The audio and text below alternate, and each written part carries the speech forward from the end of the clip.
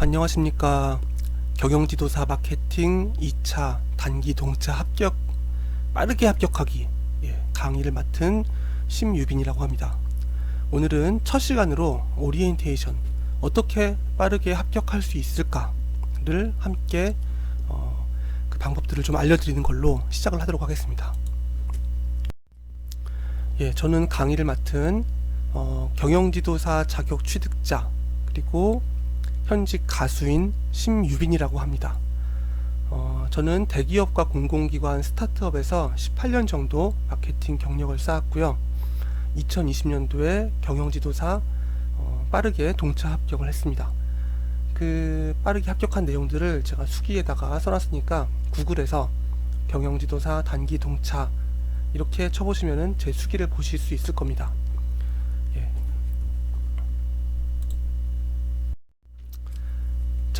일단 경영지도사를 빠르게 합격하는 방법은요, 여러분들이 꾸준히 하루에 조금씩 열심히 규칙적으로 공부하시는 게 아닙니다. 이 시험은 뭐냐면 우리의 기억은요 항상 망각과 기억을 계속 되풀이하지 않습니까? 그래서 아주 머리가 특출나게 좋으신 분이 아니라면, 저도 그렇고 그냥 우리 아주 평범한 사람들이라면 계속 기억하고 망각하고를 반복을 합니다. 그래서 경영지도사 내용은 시험 보기 직전까지 마치 밑 빠진 독에 물 붓기처럼 우리 머리에 지식 붓기를 계속해서 머릿속에 이 물이 최대한 지식이 찰랑찰랑 차 있을 때에 시험을 보러 가서 시험장에서 다 쏟아붓고 머리를 텅 비우고 나오는 것, 이것이 합격의, 저 같은 경우 합격의 비결이었습니다. 물론 사람마다 다릅니다. 어떤 분들은 꾸준히 조금씩 차근차근 공부해서 되시는 분도 있고요. 저처럼 벼락치기 아주 짧은 시간 내에 몰아쳐서 하는 사람도 있습니다. 그리고 각자의 사정도 있을 겁니다. 어떤 분들은 평소에 시간을 많이 낼 수 있는 분들이 있고, 저처럼 빠르게 단기에 합격해야만 하는 사람들이 있고, 다 니즈가 다를 겁니다. 저는 이렇게 좀 벼락치기로 완전 빠르게 집중해서 시험에 합격하는 방법을 이번 강의에서는 다루도록 하겠습니다. 효율적인 공부 방법, 공부량에 대해 나옵니다. 사람들은 거의 대부분의 지능이 비슷합니다. 그래서 이 시험도 머리가 좋아서 붙는 시험이고 머리가 나쁘면 떨어지는 시험이 아니고요. 얼만큼 시간과 노력과 집중을 투입했느냐에 따라서 이제 그 합격이 갈리는 그런 시험인 것 같습니다. 제가 보기엔. 그런데 이 시험은 해마다 난이도가 상당히 다릅니다. 난이도가 상당히 다른 가운데에서도 한 평균 80점 정도 맞으면요 거의 수석어에 가깝습니다. 해마다 그렇습니다. 평균 80점 정도 맞기가 쉽지가 않습니다. 이 주관식 서술 시험에서 채점자들이 거의 만점을 주지 않습니다. 웬만하면은 최대한 80점 정도 주고요. 그리고 60점 이상 맞아야 이제 합격을 하지 않습니까? 그런데 이 그래프를 제가 보면 이런데요, 처음에 한 20, 30점, 40점까지 점수를 올리는 곡선은 상당히 가파르게 올라갑니다. 그러다가 60점 이후부터는 공부를 많이 해도 더 높은 점수까지 가기가 상당히 쉽지 않은, 정말 더 많은 노력을 투입해야 하는 그런 상황까지 갑니다. 제가 개인적으로 느낀 거는 60점 합격자랑 80점 합격자의 공부량은 거의 2배 정도 이상 차이가 나지 않을까, 저는 이렇게 생각까지 합니다. 왜냐하면 제가 좀 간신히 합격을 했기 때문입니다. 그런데 이제 그 완전 고득점으로 합격하신 분들은 정말 공부 열심히 하시고 많이 하신 분들입니다.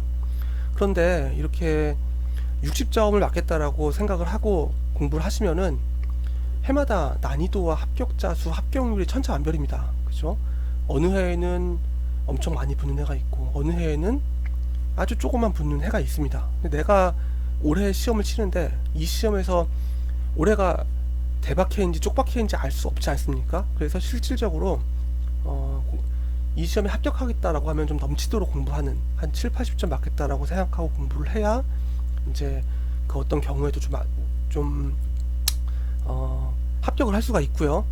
근데 반면 올해 정말 시간이 나지 않는다, 올해는 너무 바쁘고 힘들고 그런 해래 가지고 그냥 60점 정도 맞는 걸로 목표를 해서 운이 좋으면 붙고 나쁘면 떨어지겠다, 뭐 이렇게 생각을 하시는 분도 있을 겁니다. 또 그런 분들은 그렇게 하시면 되고요. 어쨌건 합격을 하시려면은 저는 엄청 그 요구하는 학습량보다 좀 더 많이 하시기를 이렇게 권해드리고 있습니다. 자, 이 표를 보시면요, 이 별표가 이제 출제 문항이라고 보시면 됩니다. 그리고 출제 범위 빨간색 보시면은 해마다 기본서라고 하는 게 있지 않습니까? 그게 누가 기본서라고 하는지 모르겠는데 어쨌건 기본서라고 정해진 것들이 있습니다. 2학식 뭐 이런 교재들이 있습니다. 그 기본서 밖에서도요, 문제는 출제가 됩니다. 해마다 한 개 내지는 뭐 반 개 그렇게 되는 경우가 있습니다. 그래서 기본서를 최대한 다 습득을 하시면 제가 보기에 한 8, 90점 정도 맞는 것 같습니다. 그런데 이제 학원 강의 같은 경우에는요, 기본서를 기준으로 하되 그보다 좀 더 많은 영역을 커버하려고 합니다. 왜냐하면 그래야 혹시나 출제 범위 밖에서 나왔을 때에 이거를 커버할 수 있기 때문이죠. 근데 이 그림을 보시면 느끼시겠지만 출제 범위 바깥이라는 거는 그 범위가 너무나 많습니다. 나만 빼고 다 뭐 요만큼 네가 그릴 수 있는 원을 그려봐 그거 빼고 다 뭐 이런 식으로 출제 범위는 너무 넓기 때문에 출제 범위 밖에서 그걸 잡는 것은 정말 힘든 일입니다. 약간은 운도 따르는 거고요. 그 다음에 개인의 어떤 경험 같은 것도 많이 따릅니다. 그래서 이런 경우에는 약간 마케팅 실무를 좀 접해보신 분들이 많이 유리합니다. 예. 그래서 학생분들이 좀 불리하고 실무를 접해보신 분들이 유리한 그런 건데, 어쨌건 학원에서는 최대한 그걸 커버하기 위해서 범위를 넓게 잡습니다. 지금 원의 크기를 보시면요, 학원에서 커버하는 원의 크기는 엄청나게 많습니다. 그죠? 하지만 그렇게 해도 출제 범위를 100% 커버하지 못하고요, 출제 범위 바깥의 거를 커버하지 못합니다. 자, 가운데 이제 초록색을 보십시오. 제가 지금부터 시작할 강의는 합격을 위한 최소한의 공부 분량을 강의를 할 겁니다. 본 강의 초록색 분량입니다. 기본서보다 훨씬 적고요, 학원 강의보다 훨씬 적습니다. 이거는 제 강의를 다 듣는다고 해서 이거를 100% 이해한다고 해서 경영지도사 2차 시험에 합격을 할 거다 라고 저는 말씀을 못 드립니다. 예, 왜냐하면은 출제 범위도 넓고요, 출제 범위 바깥에도 있고 해서 제 것만 다 들으신다고 될 건 아닙니다. 여러분들은 제 강의를 들으시면서 기본서와 학원 강의를 같이 들으시는 거를 추천을 드립니다. 예. 하지만 제가 다뤄드리는 내용들은요, 학원이건 기본서건 출제 범위건 가장 기본 중에 기본일 겁니다. 제가 지금부터 강의하고자 하는 내용들을 학습하지 않고서는 절대로 시험에 합격할 수 없습니다. 다시 정리드립니다. 제 강의만 듣는다고 해서 시험에 합격하진 않습니다. 하지만 제 강의에 있는 내용을 모르면 100% 시험에 절대 붙을 수 없습니다. 예, 기본 중에 기본입니다. 제가 지금부터 할 거는. 그래서 제 강의를 이용하시는 분들은 이제 좀 올해 준비가 좀 덜 됐다거나 좀 빠른 시간 내에 어느 정도 위치까지 가야 되시는 분들은, 어느 정도 공부 그 위치까지 가야 되시는 분들이 제 강의를 좀 들으시기를 그렇게 추천을 드립니다. 그리고 제 강의에 플러스 알파로 더 공부를 하셔야 합격을 합니다. 자, 제가 제 강의는요, 상당히 분량이 적을 거예요. 학원 강의의 반의 반도 안 될 겁니다.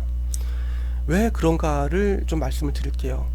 학원 강사들이 이제 가장 무서워하는 것이 있습니다. 뭐냐면, 자, 이 1종 오류와 2종 오류는 역시 시험 출제 대상이 되는 겁니다. 상당히 중요한 거고요.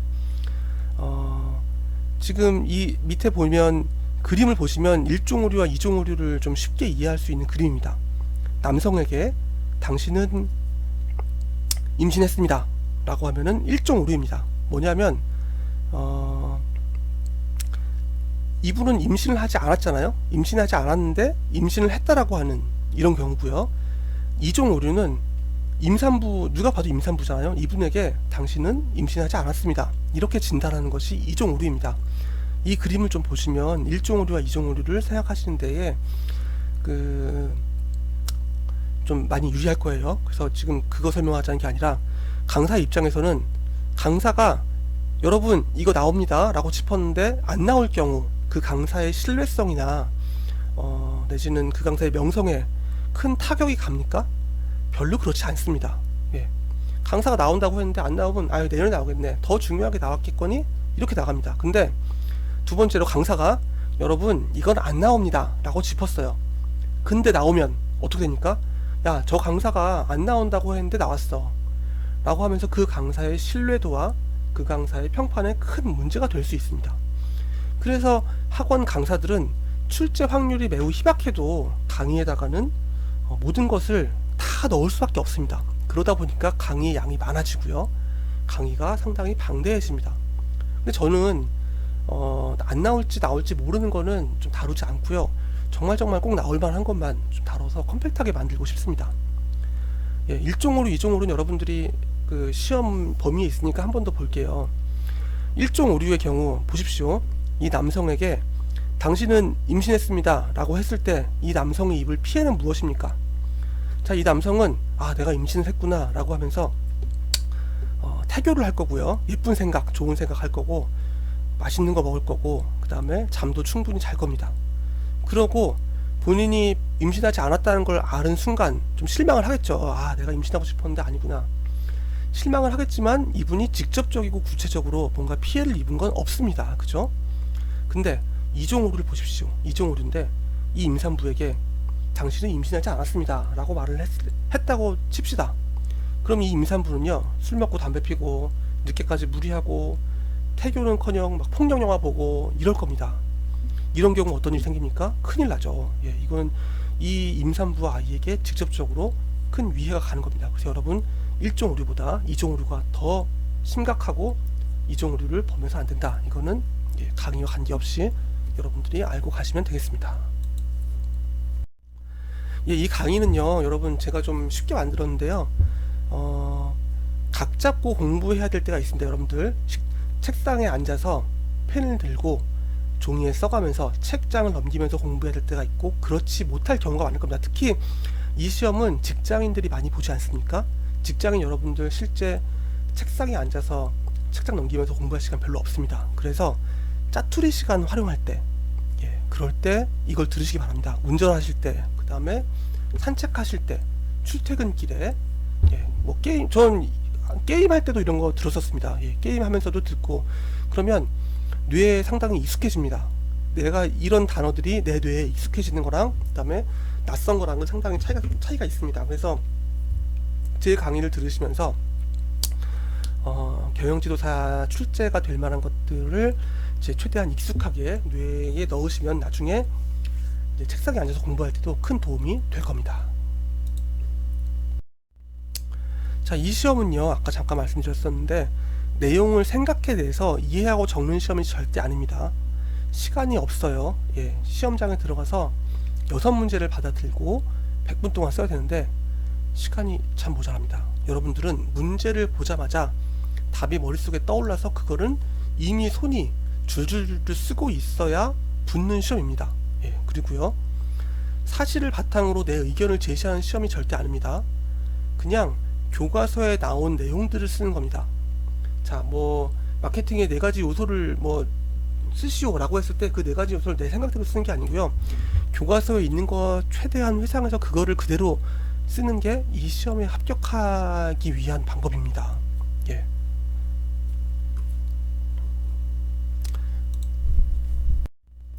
자, 보십시오. 이거는 2013년 기출문제입니다. 2013년 기출문제를 보면은 뭐뭐뭐뭐 해서 논하시오, 뭐뭐뭐뭐 논하시오가 있고요, 뭐뭐뭐뭐 설명하시오, 뭐뭐뭐뭐 설명하시오가 있습니다. 예, 1, 2번은 논하시오, 3, 4, 5번은 설명하시오죠. 이때 논하시오는요, 내 생각이 조금 들어가야 되는 내용입니다. 예, 앞으로 이런 내용이 나오면 여러분들의 생각을 좀 쓰셔야 돼요. 표적 마케팅을 수행하는 과정에서 속하는 포지셔닝을 수행하기 위해 먼저 기업에 의해 선정된 뭐 이럴 때 포지셔닝 의의와 제품 포지션 정립을 위한 접근 방법에 대해 논하시오 이렇게 되어 있잖아요. 그러면 포지셔닝의 의의를 먼저 써야겠죠. 의의는 무엇이고 포지셔닝은 무엇인데, 예를 들어 뭐가 있고 이렇게 됐고, 제품 포지션 정립을 위한 접근 방법은 뭐가 있고 뭐가 있는데 그것은 무엇이 좋고 무엇이 나쁘다라는 내 의견들을 좀 쓰는 게 논하시오입니다. 근데 설명하시오는요, 5포스 모델을 설명하시오라고 하면 5포스에 대한 1, 2, 3, 4, 5번이 있을 거지 않습니까? 그거를 설명해야 되는 겁니다. 문제 4번도요. BCG 매트릭스의 개념과 네 가지 유형별 특징을 설명하라고 하면은 개념은 무엇이다 라는 내용을 써야 되고요. 네 가지 유형별 특징은 네 가지 유형이 무엇이다, 그것의 특징이 무엇이다, 이렇게 써야 되는 문제입니다. 이게 2013년 문제입니다. 여러분 잘 보시면 논하시오와 설명하시오가 같이 있죠. 옛날 문제를 갖다 보여드린 이유가 있습니다. 보시면 예전엔요 이런 문제가 많았습니다. 자신의 의견과 자신의 경험을 쓰도록 하는 교과서에 나와 있지 않은 내용으로 하는 내용들이 많았습니다. 심지어 몇 년도인지 기억이 안 나는데 기출문제 중에 그런 게 있을 겁니다. 내가 치킨집을 한다고 생각을 했을 때 치킨집의 어떤 경영 개선 컨설팅 방안을 쓰시오, 뭐 이런 문제가 있었을 겁니다. 예, 그런 문제는요 여러분 답이 없습니다. 그렇지 않습니까? 저 사람도 맞고 나도 맞고 그 사람도 맞고 모두가 맞을 수 있는 문제입니다. 그런 문제들이 예전에는 경영지도사 시험에 상당히 많이 나왔습니다. 그래서 그 논리의 전개와 맞다면 높은 점수를 받을 수 있는, 근데 그런 시험들이 나오다가 어느 순간 안 나오게 됐습니다. 왜냐하면은 국가기술 자격 시험에 출제 오류가 발생한다라는 이제 이런 우리나라 국가기술 자격 시험이 점점 투명해지면서 이런 출제 오류와 형평성 문제 이런 것들에 대한 이의 제기가 자꾸 들어오는 거죠. 여러분이 입장 바꿔놓고 생각해서 내가 출제를 했는데 자꾸 이의 제기가 들어온다. 그러면 정말 싫지 않겠습니까? 그죠? 이 직원들도 귀찮을 거고요.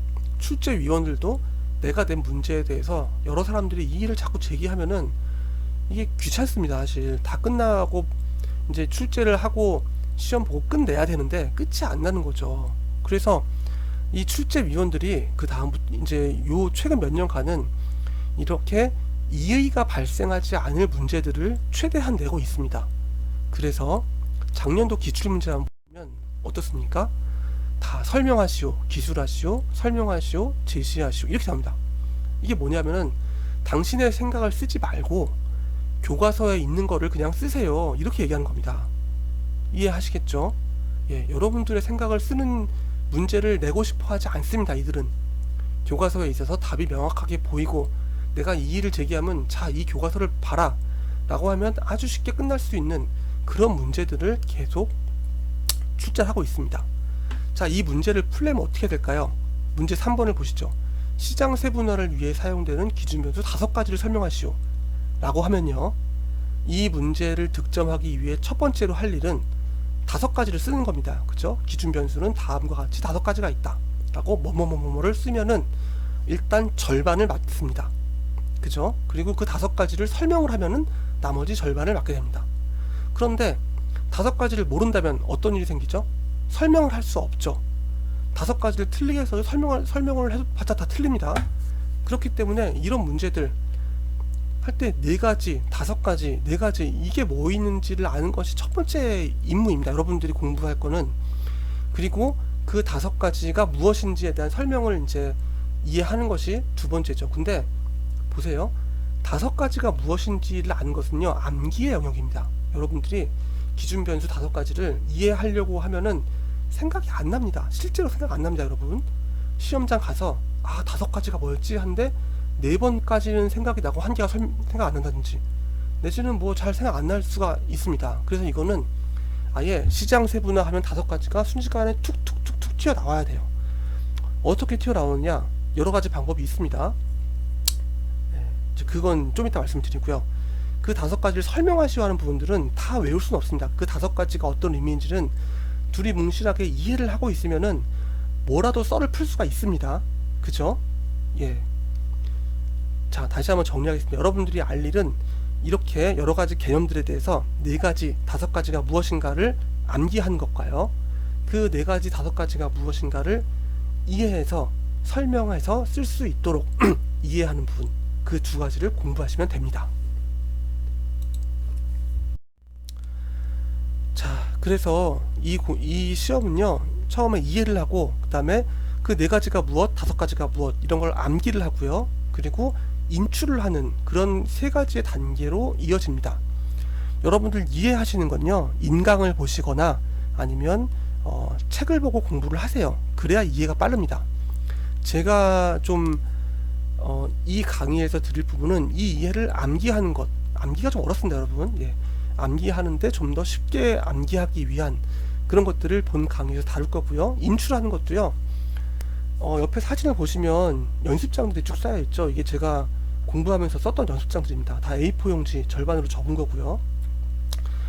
손으로 계속 써야 됩니다 여러분. 손으로 쓰지 않으면 다 알고 암기했지만 결국 답반지를 작성해 낼 수가 없습니다. 그래서 첫 번째, 책이나 인강을 보고 이해를 한다. 두 번째, 제 강의를 통해 암기를 한다. 세 번째, 종이에다가 인출을 한다. 이 세 가지 단계를 꼭 명심하시기 바랍니다. 예, 그럼 어떻게 외우냐라고 하시면 저는 이 방법이 제일 나은 것 같아요. 앞글자 따서 외우기. 뭐 대부분 많은 수험, 외우는 수험은요 거의 대부분 앞글자 따서 외우기를 합니다. 저는 제 강의를 100% 앞글자 따서 외우기로 구성을 했습니다. 예, 근데 그냥 앞글자를 따서 외우면요 잘 안 외워져요.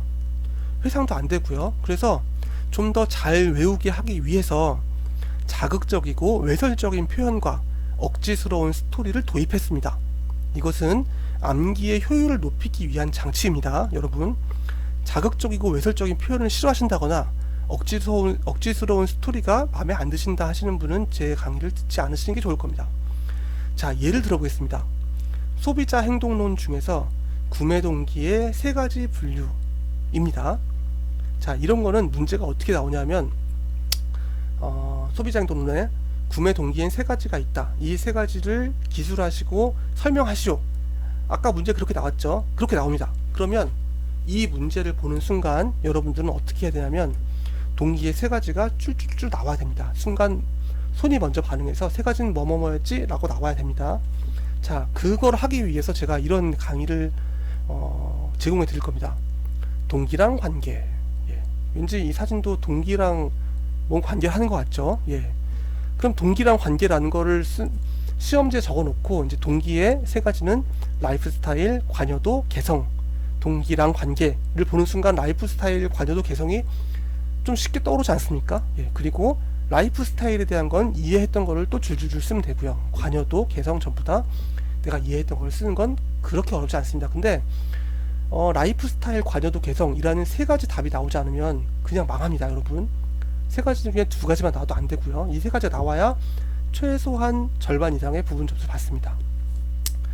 자, 동기랑 관계라는, 그러니까 이 아까 같은 구매 동기의 세 가지를 쓰시고라는 문제를 보는 순간 이 사진이 떠올라야 됩니다. 이 사진이 떠오르고 동기랑 관계, 동기, 라이프 스타일, 관여도, 개성 이렇게 나오면 이 문제를 아주 쉽게 풀 수 있습니다. 여러분, 제 모든 강의는 이렇게 이루어질 테니까 여러분들이 혹시 이런 외설적이고 자극적인 표현이 싫으시면 예, 제 강의를 듣지 않으시는 걸 추천을 드립니다.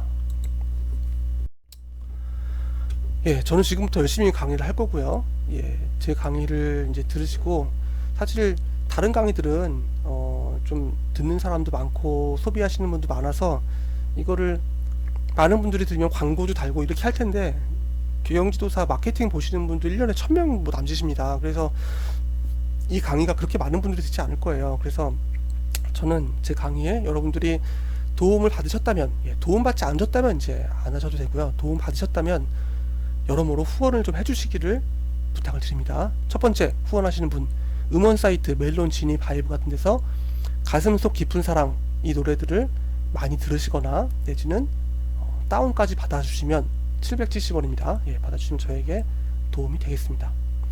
혹시 770원으로는 좀 그보다는 더 많은 도움을 받았다 이렇게 하시는 분들이 있을 겁니다. 그래서 제가 이건 제가 지금 쇼핑몰 운영 중인데 여기에다가 후원은 아니다, 후원 비슷하게 좀 페이지를 만들어 놨습니다. 여러분들이 제 페이지에 오셔서 제품을 하나 구매하시면 제가 랜덤으로 상품 하나 보내드리겠습니다. 9,900원에 구매를 하시면 제가 하나를 보내드리고 수량을 많이 넣으시면은 여러 개를 보내드리겠습니다. 결코 9,900원보다 못한 상품을 보내드리지 않을 거고요.